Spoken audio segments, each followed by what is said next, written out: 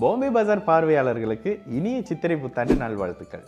கன்னிராசிக்காரர்களுக்கு ஏப்ரல் 2025 எந்த மாதிரியான பலன்களை வைத்திருக்க போகுது? ஒரு கை அடித்தாலும் ஒரு கை பிடிக்குதுன்ற மாதிரியான ஒரு அமைப்பு தான் கன்னிராசிக்காரர்களுக்கு. ராசியை சனி தொடர்பு கொள்றாருனாலும் கூட குருவும் சுக்கிரனும் தொடர்பு கொள்ளக்கூடிய அமைப்பு. 8ஆம் அதிபதி அப்படியே 11ஆம் இடத்துல இருந்து பாபர்கள் 11ஆம் இடத்துல இருக்கக்கூடிய அமைப்புன்னு சொல்லிட்டு இன்னமும் உங்களுக்கு சாதகமான ஒரு நிலை இருக்கக்கூடிய ஒரு தன்மை தான். அதே மாதிரி அடுத்தடுத்த மாதங்களில் வரக்கூடிய ராகு கேது பயிற்சி உங்களுக்கு மிகப்பெரிய ஒரு சாதகமான நிலையாக 6ஆம் இடத்துல வந்து இருக்கக்கூடிய தன்மை. எல்லா வகையிலும் எல்லாம் கட்டுக்குள்ள இருக்கக்கூடிய நிலை அப்படின்னாலும் கூட 15ஆம் தேதிக்கு பிறகு 12ஆம் அதிபதி 8ஆம் இடத்துல உச்சமாகிறது அப்படி ஒரு சாதகமான நிலை இல்லை. ராசி பலன்ல இன்னும் கொஞ்சம் துல்லியமாக இருக்கக்கூடிய தன்மை தான் நம்மளோட ராசி பலன். என்ன நடக்கும்? விரயம் பண்ண போறீங்க, கடன் வாங்கி விரயம் பண்ண போறீங்க, தேவையில்லாததுக்கு கடனை வாங்கி அந்த கடன்ல மாட்டிக்கக்கூடிய ஒரு அமைப்பு அப்படின்ற மாதிரி இருக்கும். எல்லா கன்னிராசிக்காரர்களும் அகலகால் வைக்க ரெடி ஆயிட்டீங்க. நீங்களே பிடிவாதமாக இருக்கீங்க, யார் சொன்னாலும் கேட்கக்கூடிய மனநிலையில இல்ல, எல்லாமே தன்னை சுத்தி தப்பா நடக்குதுன்னு நீங்களா ஒரு கல்குலேஷனுக்குள்ள வரக்கூடிய ஒரு அமைப்புன்ற மாதிரியான விஷயம் இருக்கும். சனி ராசியை பார்த்துட்டாருனாலே பிடிவாதம் வந்துடும். கணவன் மனைவி உறவுக்குள்ள ஒரு சின்ன சின்ன சண்டை வர ஆரம்பிச்சிடும்.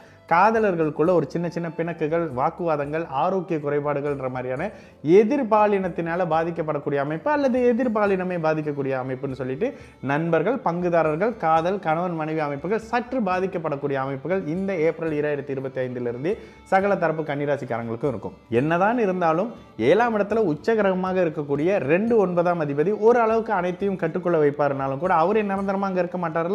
இந்த அமைப்புகள் சற்று ஒரு மாதம் 2 மாதத்துக்கு சாதகமான நிலை, அப்படி ஜூன் வரைக்கும் சாதகமான நிலை தான். ஆனாலும் அடுத்தடுத்த கிரக பயிற்சியில ராசி சுபத்துவம் இழக்கக்கூடிய நிலையில உங்களுக்கு சற்று பிடிவாதம், தவறான விஷயத்தை கான்ஃபிடென்ட்டாக செய்யக்கூடிய அமைப்பு. இப்போ வரக்கூடிய சில நபர்களால் தேவையில்லாத சரியில்லாத பழக்க வழக்கங்களை கத்துக்கிறது, தேவையில்லாத அமைப்புகளில் குறுக்கு வழியில் எப்படி சம்பாதிக்கலாம்னு பார்க்கக்கூடிய அமைப்பு. இது அத்தனையும் கன்னிராசிக்காரர்களுக்கு இப்பொழுது அறிமுகமாகக்கூடிய ஒரு அமைப்பு. காதல் அமைப்புகளில் இப்பொழுது தான் அறிமுகமாகறீங்கன்னா தயவு செய்து உங்கள் பிறந்த கால ஜாதகத்தை நீங்களாவே கூகுள்லேயோ எதுலேயோ போட்டு பார்த்து லக்னத்துக்கு 6, 8ஆம் இடத்தோட சம்மந்தப்பட்டிருக்கக்கூடிய எந்த கிரகம் தசை நடத்தினாலும் இப்போ நீங்கள் பார்க்கக்கூடிய நபர்கள் உங்களை 2027 ஜூலைக்கு பிறகு விட்டுட்டு போயிடுவாங்க. அவ்வளோதாங்க பலன். நான் கல்யாணம் பண்ண போகிறேன், மானசீகமாக இருக்கேன், உலகத்திலே இருக்கக்கூடிய தெய்வீக காதல் என்னோட காதல் அப்படின்னீங்கன்னா கூட 2-2.5 வருஷம் கழிச்சு உங்களை பார்த்து நீங்களே ஒவ்வொன்று அழுதுக்கிறத தவிர வேற எந்த அமைப்பும் இருக்காது அப்படின்றது நிதர்சனமான அமைப்பு. பணம் கொடுக்கல் வாங்கல் அமைப்புகளில் கவனமாக இருங்க. சனி 7ஆம் இடத்துல வந்துட்டாருனால எல்லாத்துலேயும் நான் தான் பெஸ்ட்டுன்னு நினைக்க வைப்பாரு. பணம் கொடுக்கல் வாங்கலோ, கூட்டு தொழில் முயற்சிகளோ, நண்பர்களை நம்புறதோ, அரசனை நம்பி புருஷனை கைவிட்ட கதைன்னு சொல்லுவாங்கல்ல, இந்த அமைப்பெல்லாம் அங்கே தான் நடக்க ஆரம்பிக்கும். அடுத்து உங்களுக்கு 4-5 வருடங்களுக்கு அப்படி ஒன்றும் அப்படியே நிதர்சனமாக சொல்லணும்னா ஒரு 4 வருடங்களுக்கு குருவின் தொடர்பு ராசிக்கு இல்லாத நிலை ஒரு மாதிரியாக மனம் இருளடிக்கக்கூடிய ஒரு அமைப்பு தான். வேலை, வருமானம், தொழில், குடும்பம் சார்ந்த அமைப்புகளில் தயவு செய்து யாரையுமே தலையீடு செய்ய வைக்காதீங்க.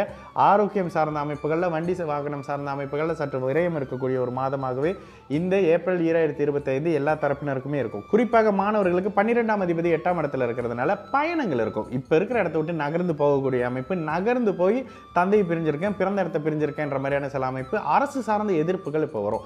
என்னதான் இருந்தாலும் 8ஆம் இடத்துல ஒரு உச்சமாக இருந்தாலும் 8ஆம் இடத்துல உச்சமாக இருக்கிறது வம்பு வழக்கு பிரச்சனை வரக்கூடிய அமைப்புகள்ல அதிகார கிரகம் இருக்கிறது, அதிகாரத்தினால பிரச்சனை வருது, அரசியல்வாதியால பிரச்சனை வருதுன்ற மாதிரியான ஏதோ ஒரு அரசு சார்ந்த அமைப்புகள்ல உங்களுக்கு ஒரு சமான் வைக்கிறதோ, ஒரு பிரச்சனை வரதோ, ஒரு நோட்டீஸ் கொடுக்கறதோன்ற மாதிரியான தேவையில்லாத விரயங்கள் பண்ணக்கூடிய அமைப்பு, தேவையில்லாம போய் தண்டம் கட்டிட்டு வருவாங்கல்ல, இந்த அமைப்பெல்லாம் இப்பொழுதுலேருந்து தொடங்கும். தயவு செய்து ஒரு மாதத்துக்கு கவனமாகவே இருங்க. வேலை தொழில் இடத்துல நீங்களாகவே வாக்குவாதம் பண்ணாமல் இருக்கிறது சரி. கொடுத்த வேலையை ரொம்ப கவனமா பண்ணுங்க. இந்த அக்கௌண்ட்ல பணம் டிரான்ஸ்ஃபர் பண்றேன், கம்பெனியோட அக்கௌண்ட்ஸ் நானே பார்த்துக்கிறேன் இருக்கிறவங்க ஒரு நம்பர் போடுறீங்க, ஒரு ஃபிகர் போடுறீங்கன்ற போது அதை 1க்கு 100 தடவை சரியா இருக்கான்னு செக் பண்ணீங்க. அப்படி மாற்றி போட்டேன், இப்படி மாற்றி போட்டேன்ற மாதிரி விஷயம் வரும். ஓடிபி வந்து அவர்கிட்ட கொடுக்குறேன், இவர்கிட்ட கொடுக்குறேன், ஸ்கேம் வந்தாருங்க, அவர்கிட்ட கொடுத்தேன், என்னோட கிரெடிட் கார்டை ஒருத்தர்கிட்ட கொடுத்தேன். இது அத்தனையும் 2.5 வருஷம் கழிச்சு மிகப்பெரிய தலைவலியாக தொல்லையாக வந்து நிற்கக்கூடிய அமைப்பு. அதற்கான அத்தனை அறிமுகங்களும் இப்போலேருந்தே வர ஆரம்பிச்சிருச்சு. கடந்த 2 மாசமாவே அந்த தொடர்பில் தான் இருக்கீங்க கன்னிராசிங்கன்றது தான் உண்மை. கொமைனாவே போட்டுருங்க. இந்த அமைப்புகள் அடுத்து உங்களோட சுதந்திரத்தை இழக்கக்கூடிய தன்மை, உங்களையே நீங்க இழக்கக்கூடிய தன்மை, இதுக்கு அர்த்தம் 2.5 வருஷம் கழிச்சு உங்களுக்கு தெரியும். இந்த மாதிரியான அமைப்புகள் அடுத்து இருக்கக்கூடிய தன்மையினால எங்கும் எதிலும் எல்லாவற்றிலும் கவனமா இருங்க. யாரையும் நம்பாதீங்க. பெற்ற தாய், தந்தை, கணவன், மனைவி, குடும்பம் தவிர்த்து வெளிநபர் அத்தனை பேரும் வெளிநபர் தாங்க. தெய்வீக காதலோ, உயிர் நண்பனோ இதெல்லாம் எப்படிப்பட்டவங்கன்றதை அடுத்த 2-3 வருஷத்துக்குள்ள கற்றுக்கக்கூடிய ஒரு அமைப்பு தான் இருக்குது கன்னிராசிக்காரங்களுக்கு. அதனால் எல்லாவற்றிலும் கவனம். மாணவர்களுக்கு ரொம்ப சோம்பேறி இருக்குங்க. படிச்சதை மறந்துடுவீங்க, பெட்டை விட்டு எழுந்திரிச்சு வர முடியாது, வேலைக்கு போக முடியாது. மத்தியம வயதில் இருக்கிறவங்களுக்கு நைட்டு நல்லா என்ஜாய் பண்ணிட்டு வந்தாருங்க, காலையில் வேலைக்கு போக மாட்டாருங்க. இந்த நிலையெல்லாம் வர ஆரம்பிக்கும். எதிலும் கவனமாக இருங்க. கன்னிராசிக்காரர்களுக்கு சந்திராஷ்டம நாள் 27ஆம் தேதியிலிருந்து 29 ஏப்ரல் 2025ஆம் நாள் வரை அப்படின்றதுனால அந்த நாட்களில் வரக்கூடிய சங்கடங்கள், அந்த நாட்களில் வரக்கூடிய அறிமுகங்கள், தொடக்கங்கள், அந்த நாள் நண்பரை பார்க்க போகிறோம், அவரை பார்க்க போகிறோம், இவரை பார்க்க போகிறோம் அப்படின்ற மாதிரியான சில விஷயங்கள் அப்படியே கோர்ட்டு கேஸுன்னு இழுத்துட்டு போய் வம்பு வழக்கு போலீஸ் ஸ்டேஷன் விட்டுரும். தயவு செய்து புதிய அறிமுகங்கள், புதிய தொடக்கங்களில் சந்திராஷ்டம நாளில் கன்னிராசிக்காரர்கள் செய்யாமல் இருக்கிறது இப்போ வரக்கூடிய பிரச்சனையை இன்னும் கொஞ்சம் குறைச்சி வைக்கக்கூடிய ஒரு அமைப்பு. ஒட்டுமொத்தமாக இப்போலேருந்து ஒரு 5 வருஷத்துக்கு கன்னிராசிக்காரர்கள் வேலை, தொழில், குடும்பம் மாதிரியான அமைப்புகள் எல்லாவற்றிலுமே மிகுந்த கவனமாக இருக்கணும். 3வது நபரை எதிலும் நம்பாமல் இருக்கிறது தான் உங்களுக்கு மிகப்பெரிய மேன்மையான ஒரு நல்ல பலனாகவே இந்த ஏப்ரல் 2025 நிச்சயமாக இருக்கும்.